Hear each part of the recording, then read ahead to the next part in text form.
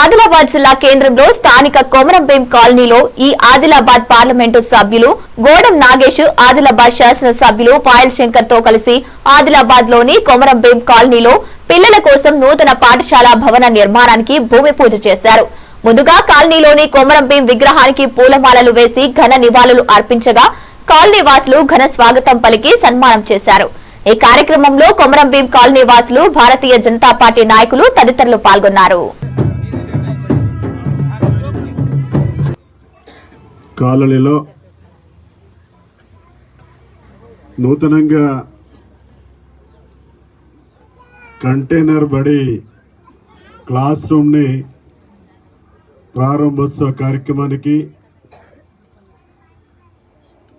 నాతో పాటు ఉన్నటువంటి స్థానిక శాసనసభ్యులు గౌరవనీయులు పాయల్ శంకర్ గారు, ఎక్స్ జిల్లా పరిషత్ చైర్పర్సన్ తీసుకొస్తూ సమస్యల సాధన కోసం కృషి చేస్తున్నటువంటి సభాధ్యక్షులు గణేష్ గారు, వేదిక మీదటువంటి గౌరవ పెద్దలందరికీ, ముందున్నటువంటి సోదరులు సోదరులు,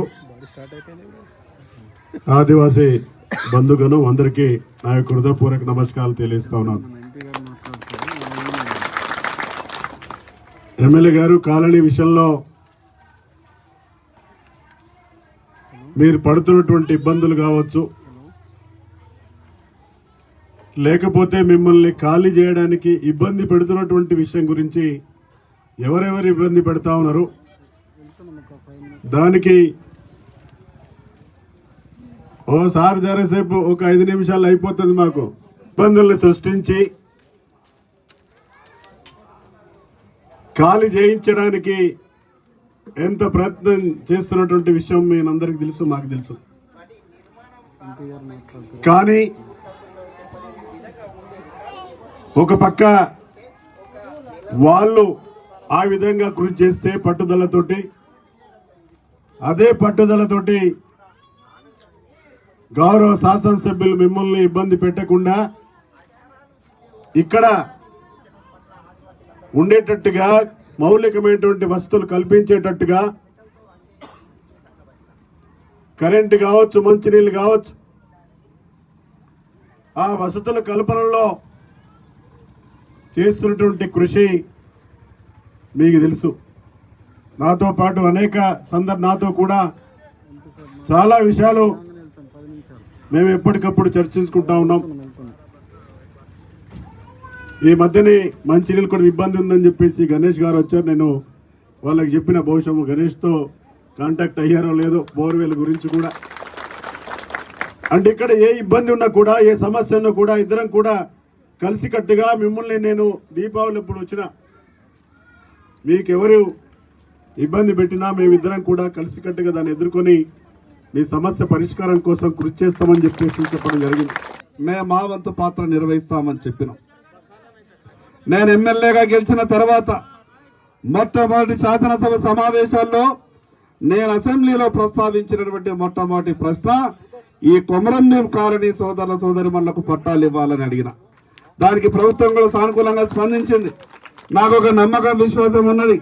నేను మొన్న జిల్లా కలెక్టర్ గారికి, మరి అదేవిధంగా సంబంధిత principal secretary, revenue, tribal welfare వాళ్ళకు కూడా మొన్న హైదరాబాద్లో చెప్పిన వెంటనే అక్కడక్కడ కొందరు కావాలని ఇప్పటికే ఒక 3-4 కేసులు వేసి ఇబ్బంది పెట్టాలని ప్రయత్నం చేస్తున్నారు. ప్రభుత్వం మొన్ననే ఒక అఫిడవిట్ తయారు కూడా చేసింది. రేపు ఎల్లుండో హైకోర్టు కూడా ఆ అఫిడవిట్ ప్రభుత్వం సమర్పించబోతా ఉన్నది. ఎట్టి పరిస్థితులలో 20-25 సంవత్సరాల నుండి ఇక్కడ ఉన్నటువంటి ఈ సమస్యల్ని పరిష్కారం చేసే ప్రయత్నం మేమిద్దరం కూడా చేస్తా ఉన్నాం. మీ అందరికీ తెలుసు గతంలో ఏం జరిగిందో. నేను గతం గురించి, గతం నాయకుల గురించి నేను మాట్లాడదలుచుకోలేదు.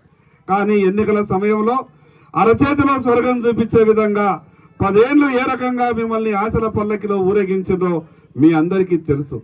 ఈరోజు వాళ్ళు ఏమడిగారు? ఉంటున్నటువంటి ఇల్లుకు పట్టా మాత్రమే కావాలన్నారు. ప్రభుత్వ భూమి అయినందున పట్టా కావాలన్నారు. ఇది ఎవరిదో ప్రైవేటుకు సంబంధించింది కాదు.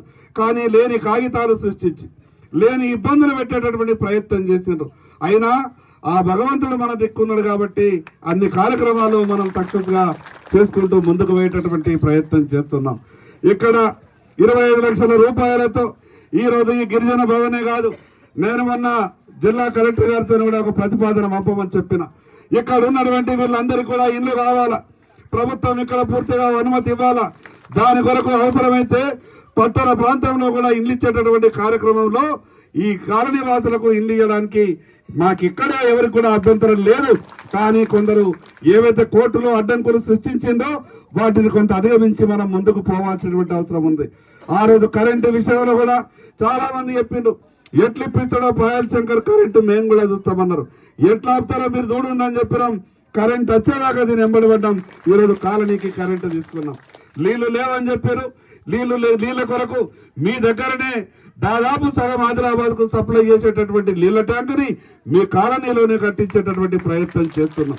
ఇక్కడ రోడ్లు కావాలా, నాలీలు కావాలా, మిగతా కార్యక్రమాలన్నీ కూడా కోర్టులో ఉన్నటువంటి అడ్డంకుల్ని తొలగించి ఈ కార్యక్రమాలని పూర్తి చేసుకునే విధంగా ప్రయత్నం చేస్తాం. మీరంతా కూడా ఒక్కసారి ఆలోచించాలి. ఎన్నికలు ఉన్నప్పుడు లేనప్పుడు ఎవరు మన కొరకు పనిచేస్తున్నారు, ఓట్లప్పుడు మనల్ని మోసం చేసే విధంగా ఎవరు మాట్లాడుతున్నారు, మీరంతా కూడా గమనించాల్సిన అవసరం ఉన్నది. లేకుంటే ఎవరైతే మోసం చేయడంలో దిట్ట ఉంటారో, ఎన్నికలప్పుడు ఏ రకమైనటువంటి మాటలు మాట్లాడతారో మధ్యన వాళ్ళు కూడా సూచనడానికి ప్రయత్నం చేస్తారు. అటువంటి వాళ్ళ విషయంలో కొంత జాగ్రత్తగా ఉండాలా. ఈ రోజు రాజకీయాలకు అతీతంగా పేదల అభివృద్ధి ధ్యేయంగా పనిచేస్తూ ముందుకెళ్లేటటువంటి ప్రయత్నం చేస్తున్నాం. ఇదే కాకుండా ఇక్కడ ఇంకా కొన్ని మంజూరులు ఉన్నాయి. కానీ ఈ రోజు అనౌన్స్ చేయాలనుకున్నాం. కానీ ఎక్కడ మంజూరు కాకముందు అనౌన్స్ చేస్తే ఉన్నటువంటి కోర్టు కాగితాలు ముందు పెట్టి కొంత ఇబ్బంది పెట్టే ప్రయత్నం చేస్తారు. కాబట్టి తప్పకుండా మరో నెల 2 నెలల లోపల మీకు సంతోషకరమైనటువంటి వార్తలు తీసుకొచ్చేటటువంటి ప్రయత్నం చేస్తామని మరొకసారి మీ అందరు కూడా పేరు పేరున ప్రత్యేకంగా ధన్యవాదాలు తెలియజేస్తూ సెలవు తీసుకుంటున్నాను.